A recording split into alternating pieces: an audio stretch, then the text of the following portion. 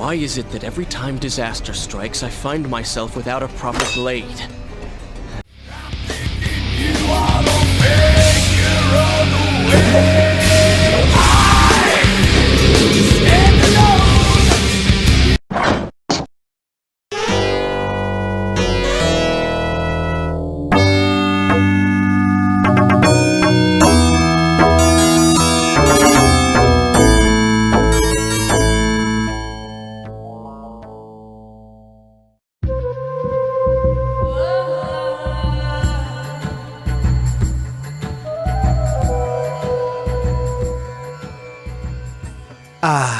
The Two Thrones.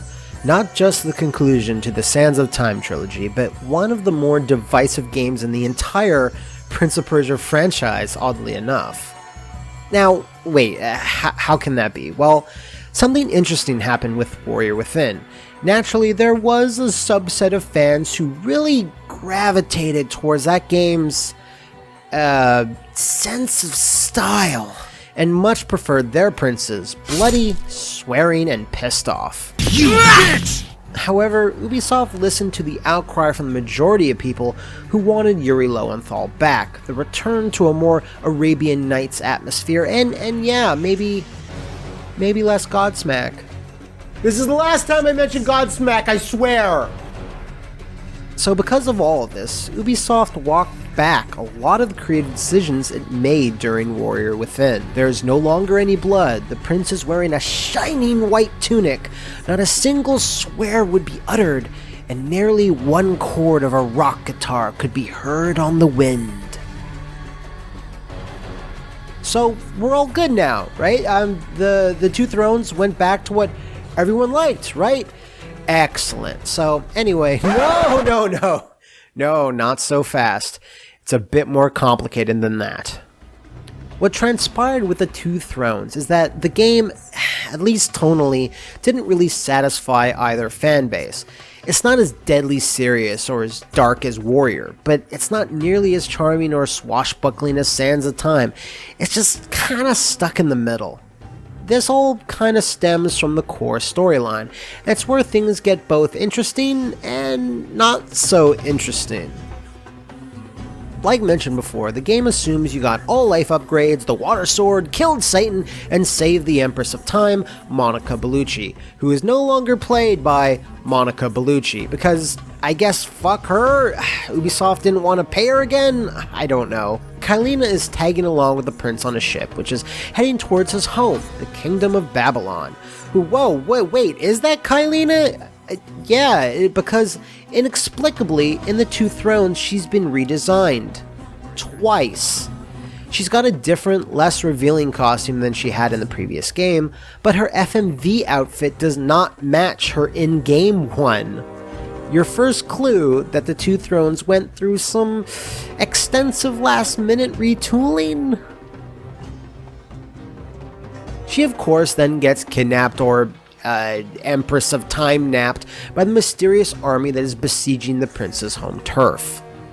The prince slashes and platforms his way through the lower quarters of the city and sneaks into the main palace, only to find the army is under orders by our favorite crusty old heel, the Vizier. See, the prince unmade the Sands of Time at the end of Warrior Within, just wiped them from existence. So, when the Vizier visited the Island of Time, he found an empty hourglass, so he enacted his plan B, raise an army and hunt down the Empress of Time. Killing her would surely give Vizier the immortality he always sought, I think. What's important, though, is that no matter how the prince manages to change things, fate or destiny always seem to just bite him in the ass. So, not soon after, the Vizier unleashes, for lack of a better term, the Time Blast! A devastating wave of something that kinda re-releases the Sands of Time again. Things get a little messy around this point. Speaking of messy, this is also a good time to mention that Kylina is also our narrator for this tale, much like Yuri did in Sands of Time, except it doesn't really work as well here. As our ship lay sinking in the harbor, the prince found himself in a city quite different from the one he left behind. Her monotone and lax delivery doesn't really inspire a grand adventure, does it? What's more is that the prince also narrates certain parts of the game as well, like when he recalls the people and places that thrived living within the walls of Babylon. I can sense the others who have passed through this place, intent on bringing harm to my family. So you kind of have two narrators now? Going back to the time wave. Well, somehow the prince manages to dodge most of that junk that's just flying at him, but it's instead channeled directly into his arm via the bladed chain one of the vizier's goons attacked him with moments before. Goddamn, this is some Naruto shit right here. This then superpowers the rest of the vizier's roving army, and the prince is flung into the sewers alone. Or is he? This is when the Dark Prince emerges and begins speaking inside the prince's head. Wonderful. Do we not have enough to deal with already? A sinister, violent, and tempting inner demon that urges him to get revenge and kill all who stand in his way. Soon enough, this has an impact on gameplay because in predetermined points, the prince will transform into this dark, smoldering form and get access to a new weapon, the same serrated chain that is most certainly an answer to the Blades of Athena, but not nearly as cool or as fun to use. This dark form, however, inexplicably, always drains the prince's health, so you constantly have to be on the move and kill as many enemies as you can to keep his heart pumping. The game then tries to balance between these light and dark versions, with the light version having to sneak around, employ new tactics with the speed kill system, and platform at his leisure. On the flip side, the Dark Prince's gameplay is faster paced and more focused on combat. While this sounds fun in theory, having it happen at predetermined points wasn't the best choice in my view. It would have been really cool to let the player decide when they wanted to transform, rather than force it on them, as this would lead to a more spontaneous and dynamic gameplay loop. But again, with only a 12-month development cycle, I'm sure that just wasn't entirely possible. That's another key thing. With only that 1 year to make the Two Thrones, you see a lot of cut corners here and there. Most of, if not all of the fight animations from Warrior Within are recycled, and you have less overall weapons to collect. However, the animations from the speed kill system are a sight to behold, and interesting as a precursor to the elaborate murder-mations that you'd see in later Assassin's Creeds. There's also some new wrinkles to the platforming that are pretty satisfying. The prince can now bury his dagger into slots on the wall, giving him some extra mobility. It can now bounce off boost pads and jump at an angle in one gravity-fucking-defying leap. This can even be chained into speed kills on awaiting enemies, and it's one of the game's coolest features. Now, as you make your way back to the Vizier, who has been mutated into some weird Alexia Ashford-looking moth monster, you also make up ground by chariot races, which are spectacular, albeit brief cinematic moments where shit just goes flying and basically amounts to an ancient Persian thrill ride.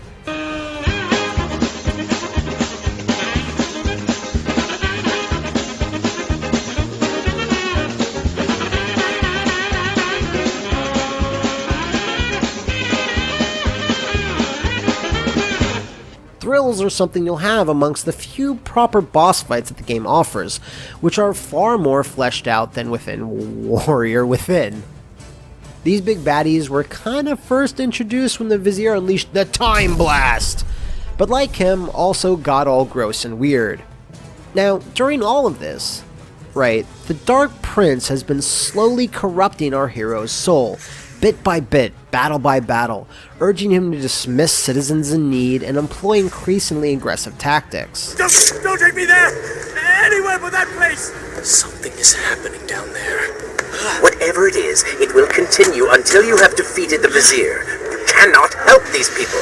This whole aspect of the dueling personality is actually really cool. It harkens back to the evil Mirror Prince, who was first introduced in the 1989 original, and also has the sort of half-shoot, half-kayfabe aspect where the two sides of the prince, Warrior Within and Sands of Time, are vying for control of the franchise. Whether intentional or not, I still think it's a fun place to take the story.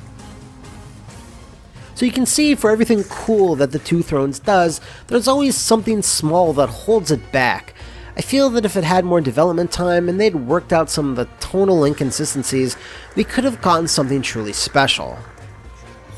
What's more confusing is the game's original version that was unveiled at E3 2005, Prince of Persia: Kindred Blades. This was kind of the early beta of the game that had a lot of differences, ranging from a completely different costume, more open level design, blood, and a unique way of transforming into the Dark Prince that was supposedly going to be done through fire. It was really interesting.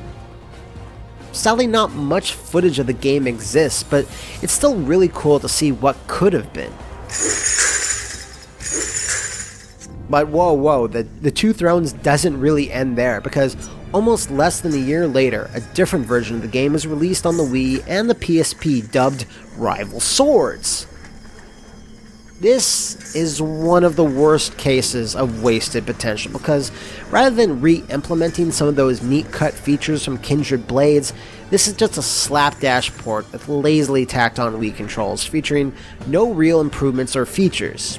But in a baffling move, there is some significant additions to the PSP version. It contains more chariot races, first off, and the portals you are tasked with destroying in the console versions are now a more elaborate affair. Rather than just, plunge your sword into the portal and be done with it, you are now sucked into it itself, and you have to do various combat or platforming challenges. These sequences actually reward you with additional story tidbits, which is a real surprise. To top it all off, they even threw an ad hoc multiplayer mode, similar to those seen in the early Sonic games where both players platform race against each other. You know the deal. Now, it doesn't look as good as any of the console versions, and since it wasn't initially built for the PSP, it controls pretty poorly with the nub, and there's also a bevy of small audio and clipping bugs throughout. This was a real opportunity for Ubisoft to tune the game up, fix everything that needed polishing, and make the definitive version of the game, but it sadly just falls short of achieving this. The Two Thrones did not go on to sell significantly better or worse than the previous entries in the franchise, and Ubisoft was famously pretty vocal with the blame, stating that God of War stole their player base and fans drifted to that franchise instead. But why did God of War succeed and Warrior Within underachieve? Was it just a matter of timing? Was bloody ancient world action platformers not viable until early 2005? Was it Ubisoft constantly changing the tone and marketing of the game? While there's no easy answer, what was apparent is that the franchise needed a break. After having 3 titles released in as many years, our prince certainly deserved a long rest. That is, until the dark cloud of Ahriman began to stir. But we'll learn more about donkeys, gods, and carpets this thick next time